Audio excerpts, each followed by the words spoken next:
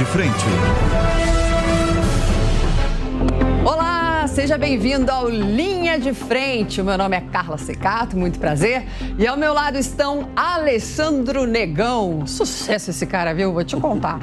Guilherme Amorim, Fernando Capês e Liliane Ventura, de volta. Esteve afastada por um bom tempo.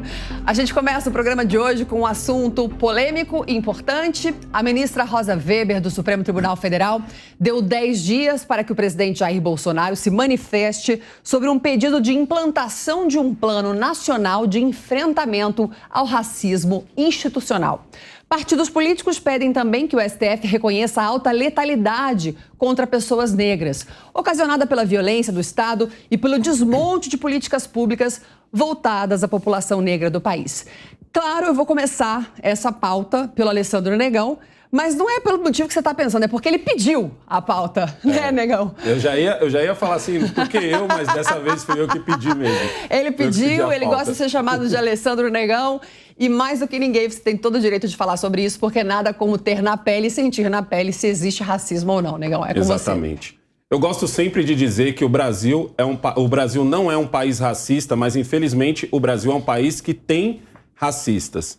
No caso dessa ação, que não veio direto da ministra Rosa Weber, essa ação foi pedida por alguns partidos de esquerda que, eu vou ser muito sincero com vocês, eu acredito que eles não estão nem aí para a questão racial. No final das contas, o que eles querem é colocar o Bolsonaro em xeque. Ou seja, ele tem 10 dias para explicar uma coisa que provavelmente, se ele explicar nesses 10 dias, eles não vão gostar do jeito que ele vai explicar. E aí ele vai ficar com a pecha aqui bem na testa, escrito, olha, o Bolsonaro não está nem aí para as questões raciais. Eu acho que se esses mesmos partidos pudessem se reunir, esses partidos que são de esquerda pudessem se reunir com os partidos que são de direita, eles podiam fazer muito mais por essa tal comunidade negra que eles falam tanto. Eu gostaria muito de saber onde fica essa comunidade negra, eu gostaria muito de visitar essa comunidade, porque eu sou morador de Cidade Tiradentes, extremo leste daqui de São Paulo, um bairro periférico, a maior coab da América Latina, e eu posso assegurar para vocês que a Cidade Tiradentes ela não é só um bairro negro. Lá a gente tem branco, lá você tem orientais, lá você tem agora também estrangeiros, você tem africanos, você tem bolivianos, você tem todo mundo lá. O que todo mundo tem em comum? A cor da pele? Não. Todo mundo tem em comum lá a pobreza. Então, se realmente esses partidos estivessem preocupados em fazer alguma coisa, e eu não vou colocar só o partido de esquerda, não, vamos colocar os partidos de direita também. Se toda a comunidade política tivesse preocupada em fazer alguma coisa, a gente poderia estar fazendo muito mais, como, por exemplo, facilitar o acesso à pessoa poder se defender, porque hoje no Brasil, eu não sei se você sabe, você só pode ter uma arma para defender a sua arma. Eu não posso defender a minha esposa, eu não posso defender a minha propriedade. E quando eu digo a minha propriedade, o meu apartamento no CDHU. Eu não posso proteger o meu carro, eu não posso proteger o meu filho, eu só posso proteger a minha arma. Alessandro. Hoje eu vou pegar... Não, rapidinho, Carla, que eu precisava meio que desabafar isso daqui. Pode desabafar à vontade, só não vai para o assunto de arma. Vamos continuar no assunto do racismo institucional. Eu preciso muito desabafar isso, porque assim... Não, eu não quero que a arma seja legalizada para você comprar no mercado. O que eu quero é o acesso à segurança. Quer um outro acesso à segurança? Por que não se paga melhor os policiais que a gente tem? Até para a gente poder cobrar mais deles. Por que a gente não tem mais policiais na periferia? Esses dias mesmo eu fui num podcast na Vila Madalena. Eu saí do podcast na Vila Madalena, virei a esquina, tinha uma viatura. Virei outra esquina, tinha outra viatura. Virei mais 3 esquinas, tinha outra viatura. O que eu achei muito estranho. Porque lá onde eu moro, quando a viatura passa não em ruas principais, porque você tem até delegacias lá perto, quando passa ali no miolo onde eu moro, a gente canta até parabéns, porque é raro você ver uma viatura lá. Mas, sabe o que é difícil? Desculpa, Carla, eu preciso continuar. Sabe o que é difícil? Difícil é você sair 5 horas da manhã para trabalhar e ficar com medo quando passa 2 pessoas em cima de uma moto. Você não sabe se você vai ser assaltado, você não sabe se você vai morrer por causa de um celular. E o que é pior, hoje em dia a gente tem um candidato que diz que esse roubo de celular é simplesmente para comprar uma cervejinha. Isso atrapalha a comunidade negra, a comunidade branca, a comunidade baixa, a comunidade gorda, a comunidade magra, a comunidade gay, a comunidade alta, entendeu? Esse é o grande problema. Se isso fosse a preocupação desses partidos, talvez tivessem até mais negros eleitos nesses partidos. Porque se a gente der uma bisoiada lá no PSOL, no PT, no PSDB, no PCdoB, não vai estar muito diferente do Partido Novo. Então eu acho que eles não estão nem aí para a questão racial. Você que é negro que está aí do outro lado, o cara não está nem aí. Você que é branco e é pobre, o que não faz muita diferença entre os dois, eles também não estão nem aí para você. Eles não estão nem aí para o seu filho, irmão. Já parou para pensar como está a escola do seu filho? Já parou para pensar se a escola do seu filho está boa? Como será que está a escola do Playboy? Pensa nisso antes da gente entrar nesse assunto de ir lá incomodar a ministra Rosa Weber, que provavelmente tem muito mais o que fazer, e a gente ficar perguntando, ministra, não dá para a senhora pedir 10 dias para o Bolsonaro se explicar de alguma coisa? Carla, perdoa. Não, tudo bem. Perdoa por eu ter continuado eu aqui. super entendo, eu só não quis desviar para assuntos como polícia... eu entendo. Mas eu queria mostrar os problemas que a gente realmente tem. Eu concordo com você em alguns pontos. Eu também estudei em colégio público. A maior parte das pessoas que estudavam comigo eram negros, pardos. Eu fiz faculdade, tinha um negro na minha faculdade. Então, nesse ponto, eu discordo um pouco com você, porque a população negra realmente tem menos acesso às coisas por uma questão de colonização da história do país. Nós fomos o último país do mundo a abolir a escravatura em 1888 e as oportunidades realmente são menores para a população negra. Não sei se você tem esse dado, mas entre os formandos, apenas 9,3% se declaram negros ou pardos em universidades públicas. Então, eu acho que sim, existe um racismo institucional no sentido de menos oportunidades para pessoas negras, maior violência em comunidade que tem maior concentração de pessoas negras. É um assunto polêmico. Eu também não gosto de vitimismo, de mimimi, nada disso, até porque eu também fui pobre e também tive muita dificuldade para estudar. Além de pobre, era órfã. Eu ainda sou e tô lá todo dia. Pobre e órfã. Então eu tive que ralar. Então eu vou colocar um assunto para você. Por exemplo, eu tive amigas negras na faculdade que não conseguiram se destacar como eu. Existia racismo na minha época. E eu tenho amigos negros e brancos que não fizeram faculdade e ganham mais do que muita gente que fez. Hoje em dia eu contrato pessoas pretas para trabalharem comigo, eu tenho 2 pessoas e eu tenho 4 funcionários. E eles sofrem racismo. Então existe sim. Claro, eu entendo a sua posição, talvez não seja institucionalizando isso que a gente vai conseguir mudar. Mas que existe, existe. Agora, eu não sou ninguém para falar do lado de você, porque você sente isso na pele. O meu problema é mais com a hipocrisia desses partidos que pedem esse tipo de coisa. E se eu bater o olho... Como cota racial, por exemplo. Eu também sou contra. Eu sou a favor de cota social, mas quem sou eu? Não, eu sou a favor do seguinte. 80% tem que ser de quem de quem estudou na escola pública. Para mim, deveria ser pela renda da pessoa. Simples assim. Para mim, quem tem que ter cota é playboy. Playboy que tem que ter cota. Pobre tem que ter a sua entrada garantida. Simples assim, Playboy que tem que disputar os 10 ou 15% que assuntos hoje você está tendo que ter. Você hoje está tendo que disputar o resto do leite. É isso que você está disputando hoje. Assuntos polêmicos. Guilherme Amorim, querido advogado, ajuda a gente aí. Olha só, eu acho que o Negão tocou em assuntos muito sensíveis e importantes, mas vamos começar pela pauta que foi proposta. Essa DPF, que é a de número 973, ela traz uma discussão que não diz respeito à política de governo. Ela diz respeito a uma política de Estado. Então, ela ser endereçada ao presidente da República se dá pelo fato de ele ser o chefe do executivo que está respondendo pela presidência da República neste momento. Mas ela transcende o mandato do presidente Bolsonaro, que diz respeito a políticas de governo. Ela propõe uma discussão sobre política de Estado. Há um projeto que tende a responder a seguinte pergunta: como a sociedade brasileira responderá ao racismo institucional? Então, por exemplo, se nós levantarmos dados dos últimos 10 anos, nós verificaremos que em uma década foram assassinados 405 mil pessoas negras, que é o equivalente à capital do Tocantins, né? Ou seja, uma população inteira dizimada. Quando nós temos 60% da população brasileira de negros e pardos. Então, quer dizer, nós temos, sim, um racismo institucionalizado.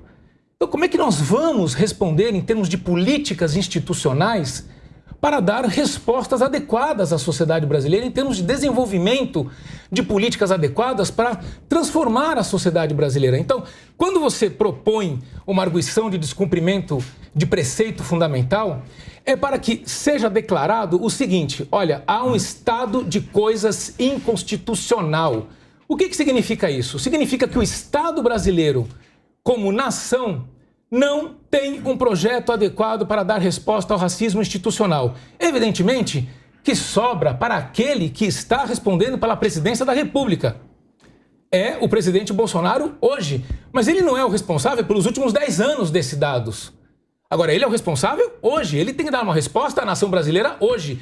E se ele está pleiteando um novo mandato, porque ele é o pré-candidato à presidência da República para os próximos 4 anos, ele tem que dizer qual é a proposta dele para o próximo exercício. Não só ele, mas os outros pré-candidatos que querem disputar a presidência da República. Pois é, Guilherme, muita gente fala que para resolver isso, na verdade, teria que se resolver o problema em geral, não só da população negra, mas a educação para todos, acesso para todos. Aí fica essa polêmica se precisa institucionalizar o racismo ou não. Queria saber a opinião da Liliane Ventura. Liliane? A ministra Rosa Weber foi provocada por partidos de esquerda. Foram vários partidos, portanto, todos esses na sopinha de letrinha que você conhece, PCdoB, PDT, PT, PSOL, Rede, Sustentabilidade, tudo que você possa imaginar aí. Faltou acrescentar, me permite dizer, que eles deram 10 dias para o presidente em algo que a gente sabe que a última gestão veio exatamente de um partido de esquerda por mais de uma década.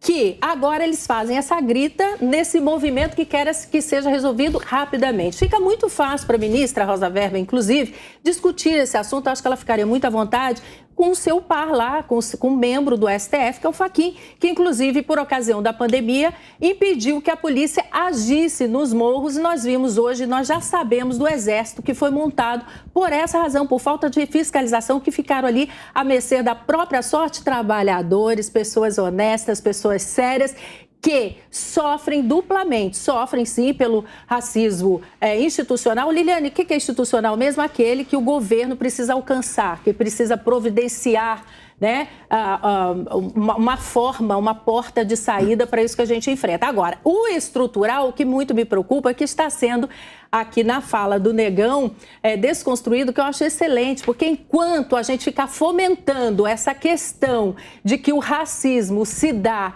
em razão de uma dívida, que eu ouço, né, falar, que nós temos aí com a questão da escravatura, que já estamos há mais, pasmem vocês, aí de 138 anos vivenciando isso, é isso que fomenta, é isso que alimenta essa animosidade. Eu vou chamar o Fernando Capês antes, eu vou dar alguns dados, só para a gente levantar as questões, que eu andei estudando o assunto.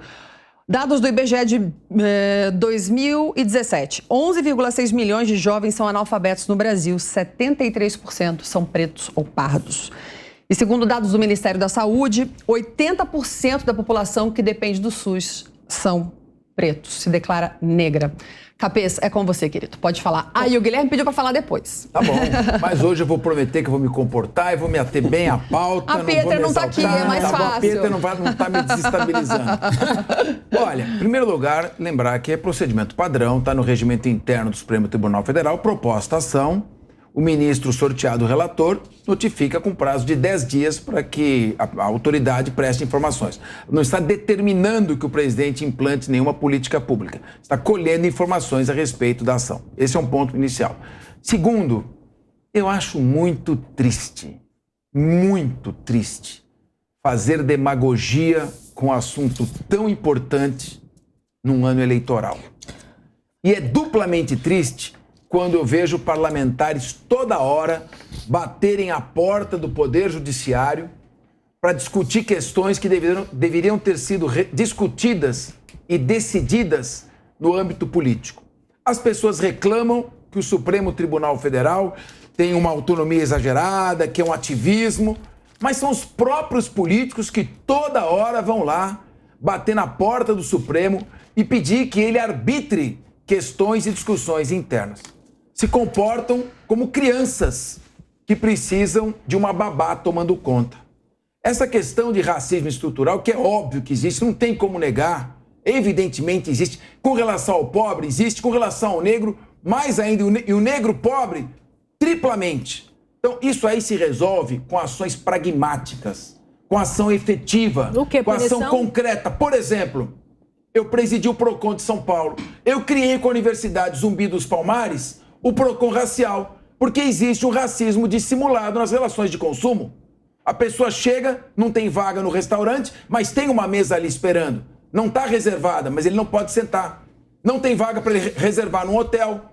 Ele é muitas vezes alvo de olhares, risadinhas, desprezo em estabelecimentos. Isso ocorre e as pessoas são magoadas. Criamos, junto com um estudo científico da Universidade Zumbi dos Palmares, onde eu sou professor, uma pauta efetiva. Tem um PROCON racial, tem uma viatura própria, tem uma ação pronta e efetiva. Isso é ação concreta. Agora, em ano eleitoral, presidente, quais são as políticas de inclusão que existem?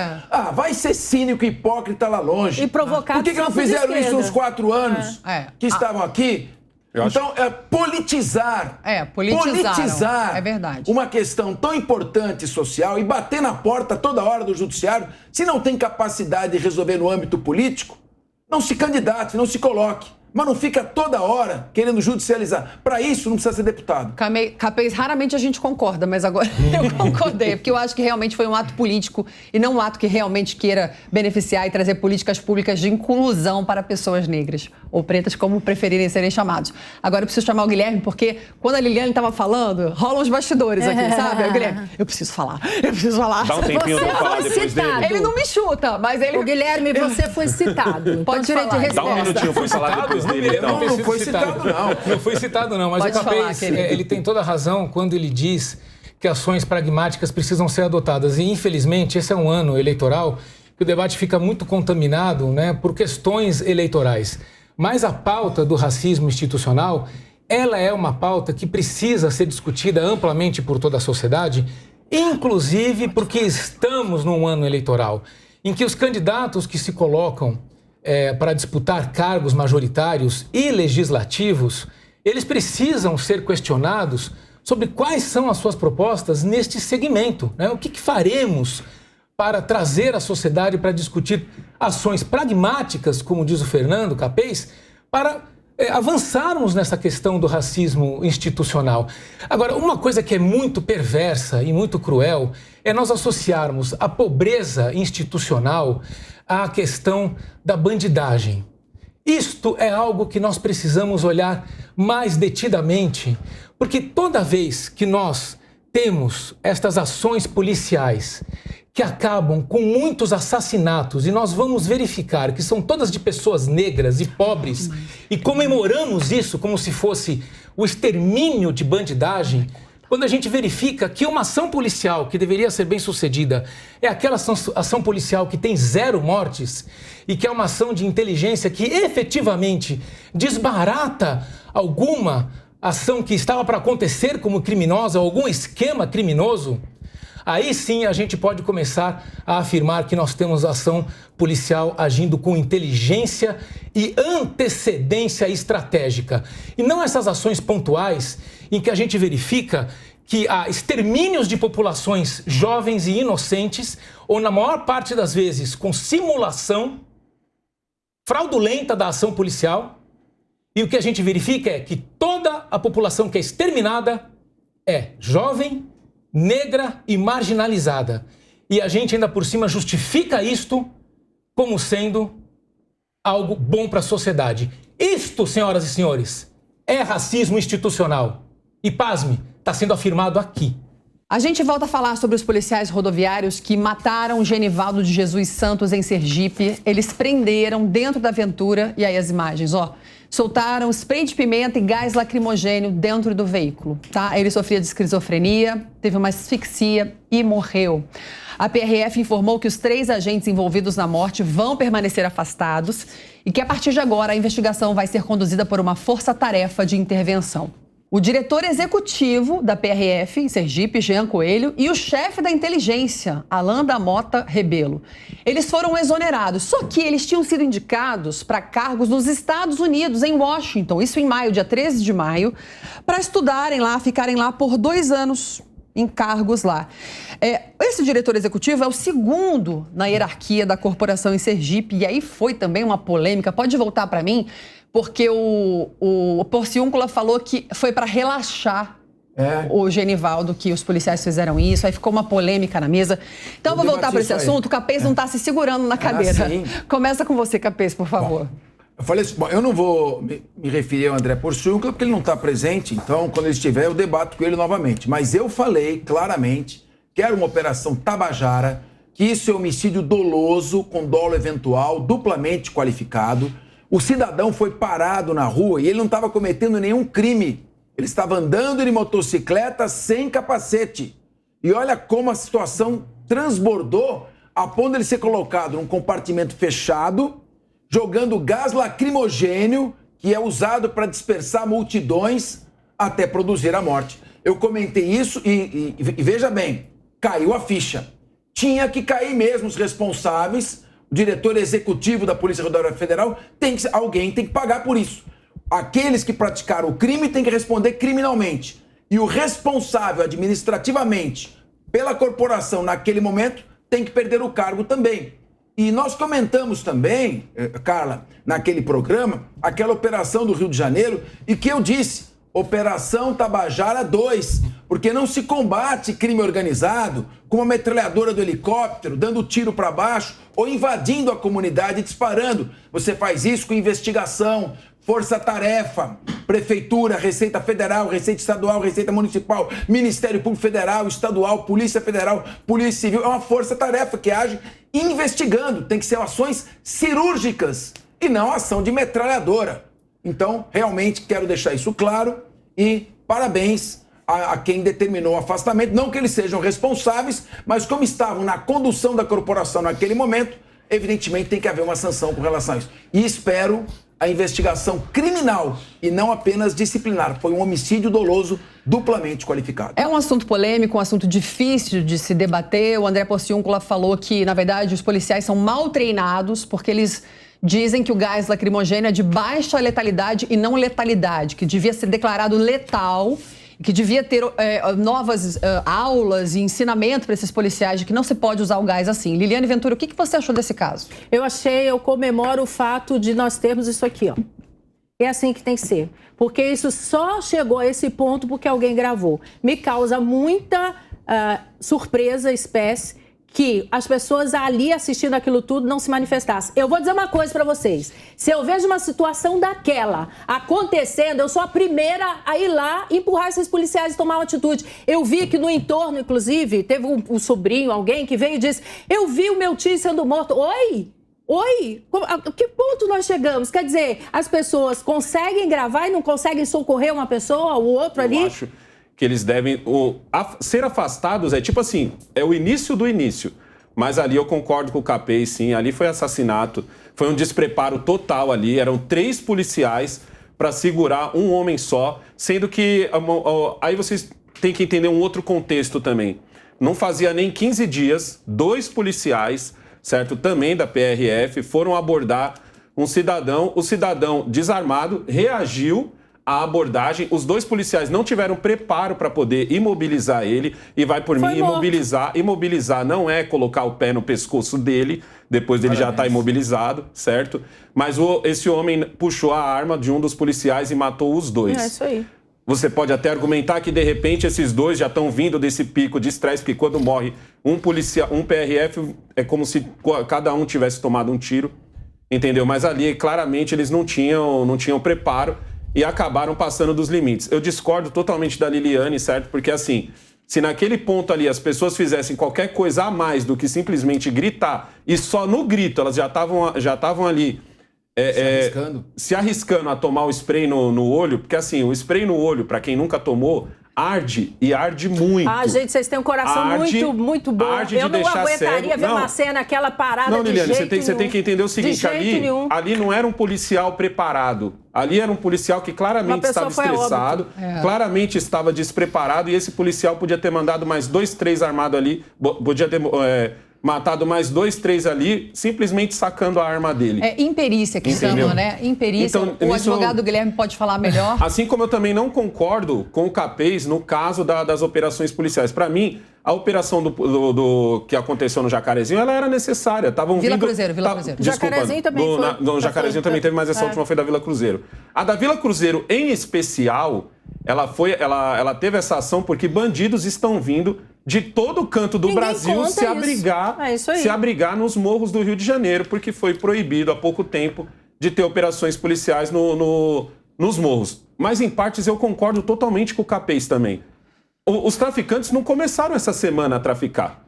Eles já estão lá há muito tempo e não são como aqui em São Paulo. Aqui, eu gosto sempre de fazer esse paralelo, porque o traficante no Rio de Janeiro, ele mostra que ele é um traficante. Aqui em São Paulo, se você andar por qualquer bairro um pouco mais perigoso, você não sabe quem é o traficante. Aqui na Cracolândia, que está aqui do lado, No centro de São Paulo, você não sabe diferenciar quem é o traficante e quem é o usuário. Muito diferente de um traficante do Rio de Janeiro, que ele expõe a arma dele. Ele expõe o fuzil com orgulho.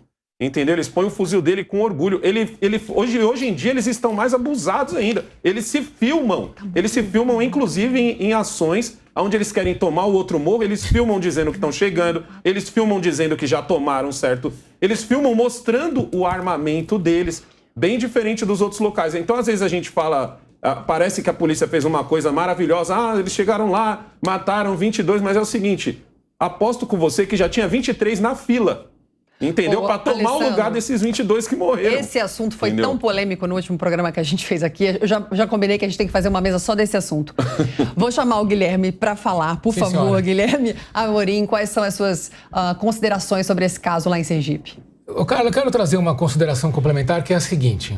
Eu sempre gosto de olhar o que diz a Constituição Federal. A Constituição Federal sobre a Polícia Rodoviária Federal, porque se nós olharmos as imagens... A imagem mostra um carro da Polícia Rodoviária Federal e mostra policiais rodoviários federais. E aí a gente se pergunta assim, mas o que policial rodoviário federal estava fazendo em relação ao Genivaldo? Mas por que policial rodoviário federal? E a gente lê a Constituição Federal e diz o seguinte, a Polícia Rodoviária Federal, órgão permanente, organizado e mantido pela União, estruturado em carreira, destina-se na forma da lei ao patrulhamento ostensivo das rodovias federais. Ali não se trata de patrulhamento ostensivo das rodovias federais. Então por que ele estava, aqueles policiais estavam ali abordando... Tudo errado. O que foi, Guilherme? Acontece? Só para te contextualizar. Ele estava sem capacete, tá? Mas não e estava eles em rodovia abordaram... federal. Ali trata-se de um convênio, assinado por um ato normativo inferior que permite essa operação conjunta da Polícia Rodoviária Federal com as forças policiais da cidade. Inclusive, há uma ilegalidade nessa operação institucional. Para você ver, Carla, como as nossas forças de segurança estão mal estruturadas do ponto de vista institucional. Não é só um problema de imperícia e abuso de autoridade. É como se tivesse pouco policial e trouxeram eles. Não é só um problema de formação, isso aí. Não é só um problema de treinamento, não é só um problema de padronização das abordagens, não é só um problema de equipamento, não é só um problema de estruturação de carreira, é um problema de como essas questões estão chegando para a segurança final dos cidadãos. Porque o que era para ser uma abordagem corriqueira, tranquila, de organização, vamos dizer assim, das vias secundárias, viárias, se transformou em mais uma fatalidade. Qual era a cor do Genivaldo? O telespectador que está em casa consegue enxergar bem a cor do Genivaldo. Ou seja, a ação toda é prova dessa discussão que a gente não pode escapar sobre essa proposta que está nessa DPF, que falávamos mais cedo, de propor uma discussão mais ampla sobre estado de coisas inconstitucional, que é sobre uma política de Estado, e não do governo passageiro, que está aqui há 4 anos, ou que vai ficar 8, sabe, que depois muda para um outro governo de uma outra sigla. É uma discussão mais... que transcende as siglas partidárias. É uma discussão da qual a sociedade brasileira não pode escapar. Guilherme, qual a cor dos policiais? Então, mas você percebe, os policiais joga também... a carta do racismo estrutural. Não dá, sempre essa carta que os policiais também. Joga a carta, tira a carta do bolso. Mas eu acho que nós precisamos enfrentar isso, não o pessoal temos sempre elementos, joga essa carta. Nós não joga temos elementos para dizer que ele foi vítima por causa da cor da pele. Não dá. Não está provado isso. Mas são os dados objetivos. Em 10 anos, 500 mil pessoas foram mortas por força de segurança. Qual a cor dos 22 que morreram na Vila Cruzeiro? Relacionar qual a cor do pessoal que subiu? Só uma pergunta, desse número que você apresentou dos negros mortos, você inclui os policiais também? Porque só para um dado importante... Eu tenho o número dos policiais. A mediadora quer mediar. Eu tenho o número dos policiais. A mediadora quer mediar. Olha, pessoas negras, eu vou te responder, Liliane. Pessoas negras representam 62,7% dos policiais assassinados. Então, gente, você vê, né? Eu tava aqui olhando... Sem dúvida, essa é uma pauta, mas acho que a mediadora... Isso só reforça o argumento. Acho que a mediadora quer mediar, gente. Isso só reforça o argumento, não afasta. proposta? Do Guilherme, Vamos lá, eu mediador. preciso falar o seguinte, nesse caso realmente não está comprovado que foi questão racial, até porque ele não era negro, ele era pardo, assim como eu, inclusive, essas luzes atrapalham um pouco, mas enfim. Assunto muito polêmico, porque ela foi condenada por matar e esquartejar o marido. Elise Matsunaga recebeu liberdade condicional essa semana. Ela foi condenada a 19 anos e 11 meses de prisão pela morte do empresário Marcos Matsunaga, mas o livramento condicional não significa que ela progrediu para o regime aberto, mas ela conseguiu sim uma forma de antecipação da liberdade. Uma maneira aí de se readaptar ao convívio social. Mas um caso tão brutal como esse, a gente fica pensando, o sistema penal é justo? As leis não são muito antigas? Se liberta uma pessoa assim? Sim ou não? Eu vou reproduzir agora uma frase da Elise. Abre aspas. Infelizmente não posso consertar o que se passou, o erro que cometi. Estou tendo uma segunda chance, infelizmente o Marco não. Infelizmente, graças a você, né? Mas acredito na espiritualidade, que ele já tenha me perdoado e peço isso nas minhas orações. Eu considerei essa frase totalmente surreal. Enfim, mas não quero ficar aqui tecendo as minhas opiniões. Eu não sei com quem eu começo agora, eu gosto de todos. Vou começar com a Lili Ventura, que é uma mulher como eu. Lili, a gente já sofreu muitas desilusões amorosas, já brigou com o marido, namorado, com amiga. Isso é uma coisa. Agora, matar, esquartejar, botar numa mala, sair jogando por lugares diferentes é outra coisa completamente diferente. O que me espanta nesse fato aqui, Carla, o crime... Eu trabalhei no Aqui Agora, então já vi de tudo um pouco e mais aí o que a sua imaginação nem ousou pensar. Mas é para dizer o seguinte... A Elise Matsunaga, ela é uma psicopata. E não sou eu que estou dizendo, estou atestando. Isso graças a um escritor que já preparou um livro dela, uma biografia não autorizada, em que ele colhe os depoimentos, inclusive, dos profissionais médicos e que atestaram ela como uma psicopata. Aí, ela recebe 19 anos e 7 meses de reclusão. Vai sendo apenada, ela vai diminuindo e hoje ela já está nas ruas, sem tornozeleira. Uma psicopata que vai para as ruas e que causa-me espanto é que ela, todo mundo sabe que deveria estar protegendo a sociedade, está sendo colocada, ofertada para uma convivência conosco. Ela que disse que vai fazer uma outra faculdade, que vai continuar a vida dela. E mais do que isso, gente... O glamour que está ficando em torno disso. Sabia que ela não poderia dar entrevista? Mas por que não poderia dar entrevista? Por causa do sistema prisional, do advogado, etc. Não, ela não poderia dar entrevista justamente porque ela vai lançar um livro e porque justamente agora ela vai fazer um ciclo de palestras. Então, assim, gente, olha, quando eu digo, e não é exagero, que a bandidolatria está se instalando na nossa sociedade de uma forma rápida demais, isso me assusta, porque eu fico imaginando, Carla, o pai e a mãe. O pai e a mãe que conviveram com ela e que hoje não tem mais o filho. Pasme, eu era vizinha deles. Não, o pai e a mãe que estão cuidando da filha, inclusive, que hoje tem 11 anos, e que a Elise Matsunaga já disse que vai pedir para voltar a ter convivência com a menina. Imagina a cabecinha dela. Imagina. Você está querendo dizer a total inversão de valores que existe, né, atualmente. Valores, e mais do que isso, agora, quem que vai numa livraria para um lançamento de livro desse, porque ela está sendo aí conduzida... E vai, viu? E vai. Então, assim, muito cuidado. Eu comprava pão na padaria, na mesma padaria que eles, eu encontrava com eles pela manhã. Para mim foi uma coisa muito chocante. Então, assim, vamos dar nomes aos bois. Essa mulher sequer poderia estar convivendo entre nós. Tornozeleira eletrônica é para esses momentos, para esse tipo de bandido que é perigoso com convívio conosco. O que é estranho, esse livro que ela citou, eu estava lendo sobre isso também, 3 psicólogos e um psiquiatra atestaram que ela realmente tem princípios de psicopatia.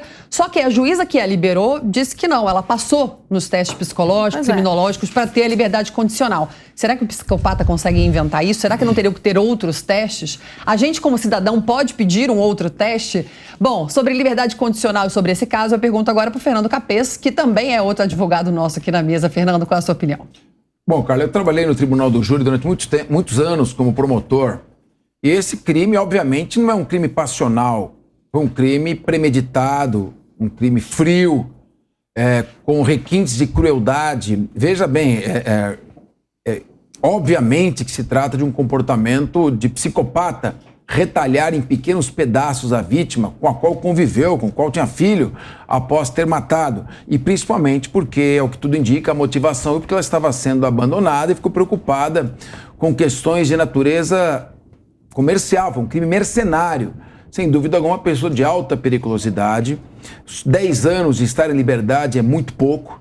Se você comparar, por exemplo, não que seja algum modelo, mas a justiça norte-americana, crime como esse é prisão perpétua, que não tem no Brasil, é proibido pela Constituição, 60 anos de pena, o máximo que a pessoa cumpre presa são 40 anos. E você vê, por outro lado, muitas vezes uma justiça ideológica, uma justiça que chama-se o warfare, ou seja, você utiliza-se da justiça criminal para tentar promover algum tipo de revolução, delitos praticados sem violência ou grave ameaça, com 80 anos, 90 anos de pena. Então, a legislação penal está completamente distorcida.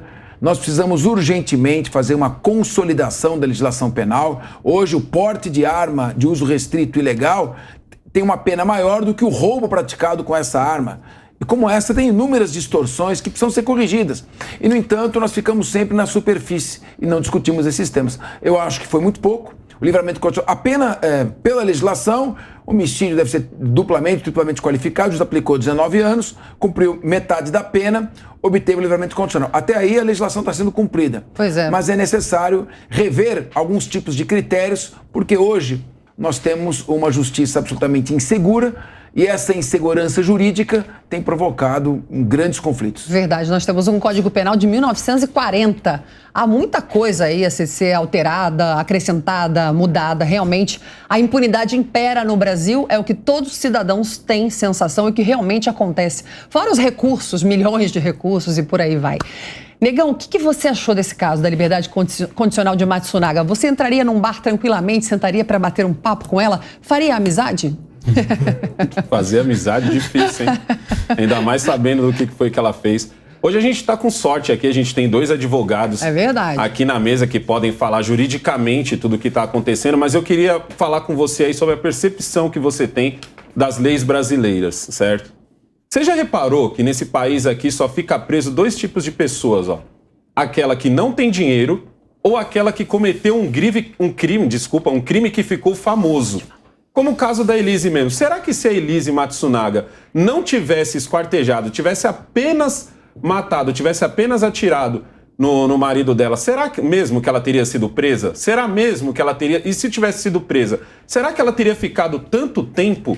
Olha o caso da Elise Samúdio, como que era? Elisa Samúdio. Elisa Samúdio, para mim, é Bruno, do Flamengo. O goleiro Bruno, outro ótimo exemplo. Foi encontrado. Mas vamos colocar aqui, porque o pessoal, para explicar para você como funciona a coisa de você não ter dinheiro, certo? Se você mora em periferia, provavelmente você já deve ter visto aquele bolinho, certo? Sempre com aquela meia dúzia que está sempre por ali, e você passa com o seu ônibus para ir para sua casa, e você sabe de que bolinho eu estou falando, e de repente você viu que um deles faltou ali. Você fala, mano, cadê aquele lá que estava sempre ali? Aí de pergunta e tal, fala, o fulano ali foi preso, teve uma operação da polícia aqui, ele foi preso. 3 meses depois ele está de volta. Aí você pergunta, como ele saiu 3 meses depois? Aí ele foi preso de novo. 4 meses depois ele estava de volta. Entendeu? Sabe por que ele estava de volta? Porque quando ele foi fazer a fita que ele foi fazer, o primeiro dinheiro que ele separou não foi o da droga, não foi o do tênis, não foi o não foi o da televisão nova, não foi o do apartamento, não foi o da moto, não foi o do fluxo. O primeiro dinheiro que ele separou foi o do advogado. E assim vai. Porque quando você tem um pouquinho de dinheiro, você contrata um advogado. Você pode contratar o Guilherme, você pode contratar o Capês, já é mais caro. Entendeu? Guilherme já é tranquilo. Guilherme é tranquilo. Capês é grife. Capês é grife. Primeiro lugar que eu parcelo, só isso.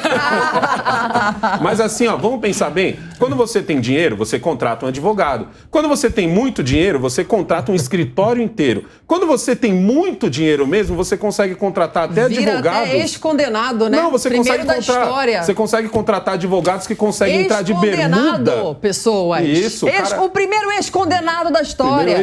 É a prova de que a justiça não existe, não é a mesma para todos. É o nosso querido ex-presidente. E esse daí tem dinheiro até para contratar advogados que tem uma bala tão grande que ele entra de bermuda onde você não entraria nem sem a gravata. Entendeu? Então é assim que funciona. E essa é a percepção, é isso que está acontecendo hoje. Quem fica preso nesse país aqui é quem não segurou o dinheiro. É aquele cara que também, no mesmo bolinho, você falou, nossa, e o fulano, hein? A gente não vê ele há tanto tempo. Não, ele foi preso por tráfico. Nossa, mas como é que não saiu? Não, ele vai passar 9 anos e ele cumpre os 9 anos. Só uma correção, é aquele Entendeu? também que Ele não foi cumpre os 9 generoso anos. com os seus pares, entendeu? Porque quem também. foi generoso vira descondenado. Gente, mas aqui o papo é tão bom que a gente sempre desviou o assunto. Agora é Elise Matsunaga. Vamos falar então com o nosso querido advogado, que eu tô achando que é mais caro que o Capês, viu, gente? Não Sei sou, não. não. Quem vê cara não vê bolso. O Capês é Guilherme. mais velho. Em primeiro lugar, que eu não sou careiro, viu? O Capês é mais velho. Em segundo, que eu não posso advogar, que eu sou promotor. Guilherme, vamos lá, vou fazer uma pergunta bem leiga, assim, pra você explicar o que é essa liberdade condicional que a Elise vai ter. Em primeiro lugar, Carla, a liberdade condicional é um benefício, né, que o preso obtém a partir do cumprimento de um determinado tempo da pena, atendidas determinadas condições, para ele cumprir o restante em liberdade ou em regime de semi-liberdade até o cumprimento integral da pena, né, que é certamente o que ela obteve. O que eu quero pontuar aqui em relação ao caso da Elise Matsunaga é que, em primeiro lugar, né, todos nós aqui temos um conceito de justiça. Né? Justiça é um conceito muito abstrato e, ao mesmo tempo, muito subjetivo. Né? Se nós formos olhar na filosofia, vários filósofos formulam conceitos de justiça. Por isso que nós temos uma legislação que procura estabelecer parâmetros objetivos em relação a penas e como essas penas devem ser cumpridas. Daí porque o Fernando Capês trouxe um debate bastante oportuno sobre, eventualmente, a necessidade de uma revisão da estrutura penal brasileira, o que traz, né, a questão para, mais uma vez, o debate em termos de política de Estado, porque legislação penal e cumprimento de penas no âmbito da legislação brasileira trata-se de política de Estado e quem tem competência para legislar sobre isso é a União Federal. Portanto, é algo que se debate no âmbito do Congresso Nacional. Veja, novamente, nós estamos em um ano eleitoral. Elegeremos deputados e senadores.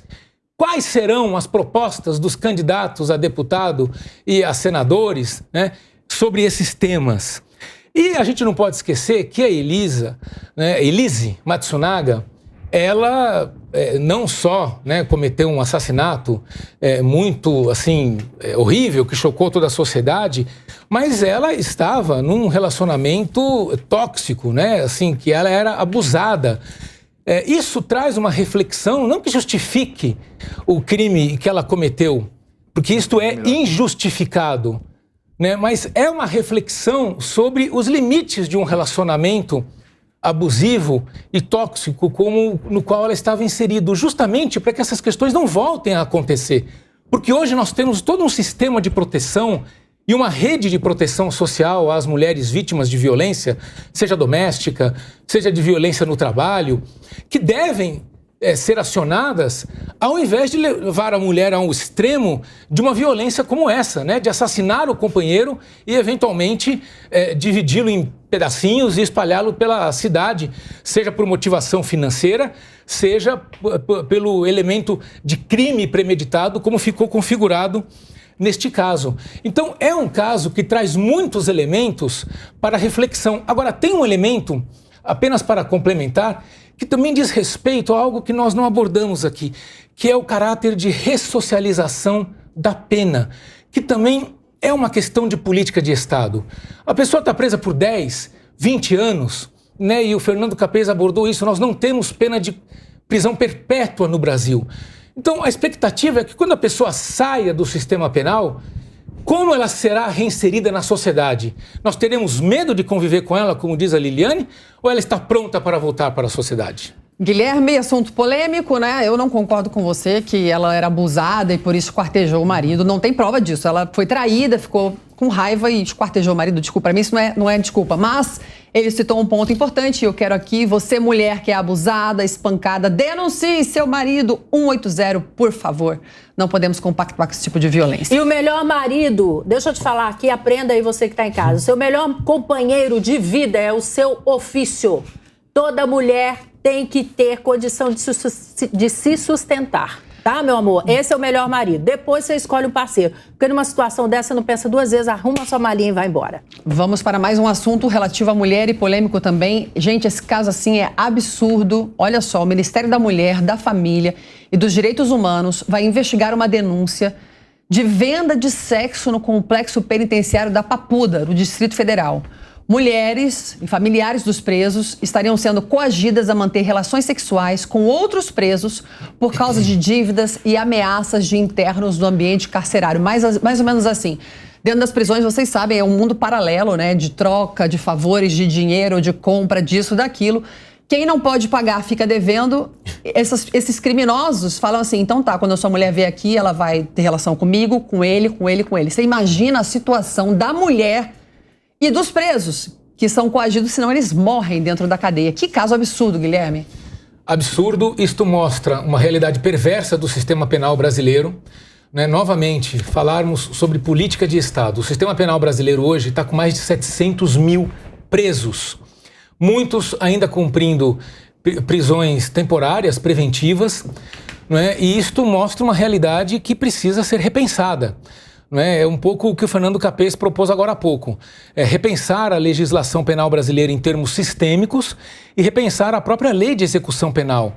Porque nós vamos continuar construindo cadeias, né? Nós vamos continuar ampliando vagas do sistema penal brasileiro. O preso custa caro para o sistema estatal brasileiro. E aí nós precisamos pensar se ele sai reeducado para a sociedade brasileira. O que essas denúncias estão demonstrando é que há uma coisa muito perversa dentro dos presídios. E isto mostra, mais uma vez, a própria vitimização da mulher, que é explorada, inclusive, né, nestes termos. Né?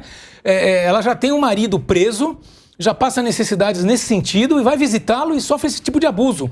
Então, tem sim que ser investigado e verificar se há um encaminhamento melhor. Interrompido já.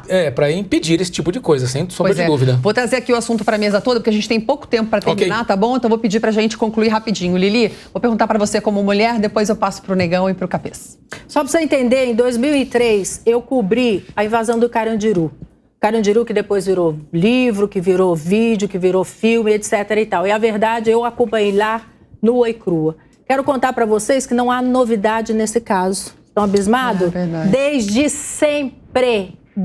sempre acontece esse tipo de troca, de coação e de uso das mulheres. E agora, para inovar, nós temos também a questão dos homossexuais. Eles também estão abusando dos filhos. Eles também estão abusando daquelas pessoas que se mostram ali homoafetivas. E aí, eles também desejando esse tipo de relacionamento, eles estão fazendo de presas, filhos e parentes de presos. Então, assim, sabe o que é para concluir? Para dizer o seguinte, o Estado faliu nesse quesito. Desde sempre eu digo, tem que privatizar, claro, com o olhar do Estado, fiscalização do Estado. Mas dizer que o Estado deu conta, nós estamos falidos e faz tempo. Concordo com você, Liliane. Negão, qual a sua opinião, por favor? Minha opinião é muito simples. Quando eu cresci ouvindo uma máxima da minha mãe que era o seguinte: se você se meter com droga, se você se meter com crime, você está fora de casa. Eu jamais vou buscar você em biqueira, eu jamais vou buscar você em Cracolândia, eu jamais vou buscar você em delegacia,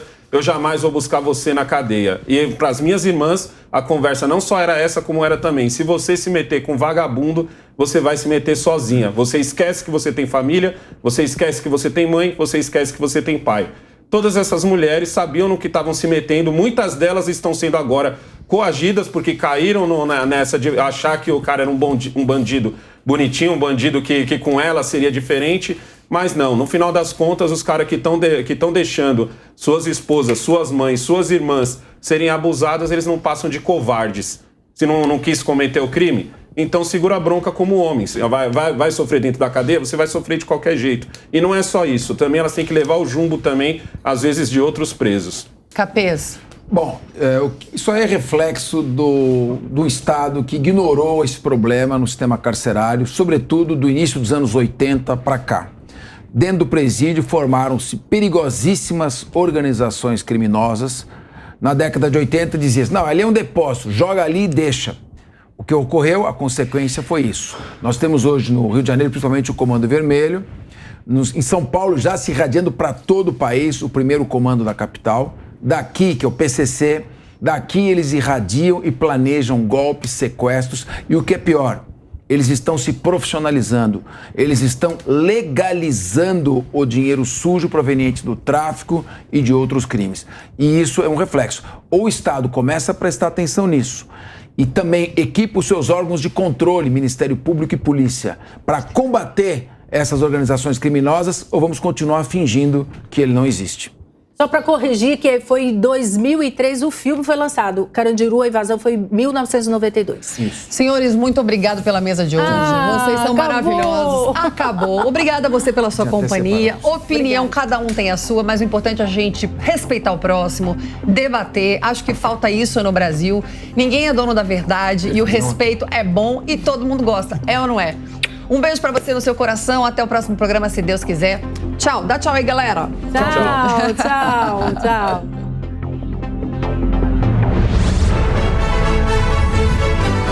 Linha de Frente. A opinião dos nossos comentaristas não reflete necessariamente a opinião do Grupo Jovem Pan de Comunicação. Realização Jovem Pan News.